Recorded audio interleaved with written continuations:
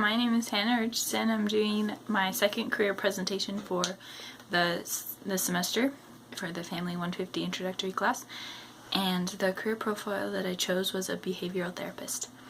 So the organization that I looked at was in Boise, Idaho. It's Children's Therapy Place, and I was actually able to contact Derek Bodden, who set me up with Rochelle Williams or Robbins, and hopefully I will have an interview next week and I'll be able to learn more information, which will be good. The working environment for a behavioral therapist is pretty much varies based on what you're doing. You might work in your own private office, which will be a different environment than if you're working at a clinic or somewhere like Children's Therapy Place. Some stressors that you deal with are unnerved, impatient, or otherwise uncooperative patients, finding solutions that will work for various clients and situations, or providing diplomatic but correct advice. Some of the benefits, though, are satisfaction of helping the families.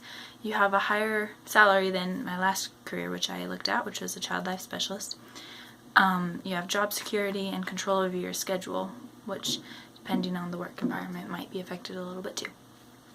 Some of the common job tasks. So what a behavioral therapist does is they identify links between behavioral problems and the parents' discipline or rewarding patterns.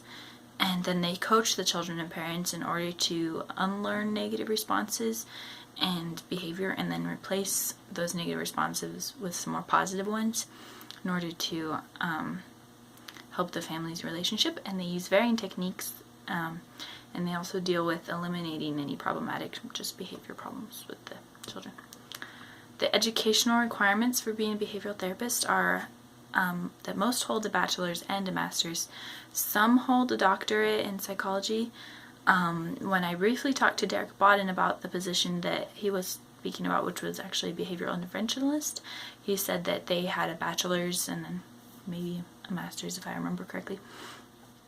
The starting salary range is, the median is $35,000 a year, and for an experience, the median is $42,000.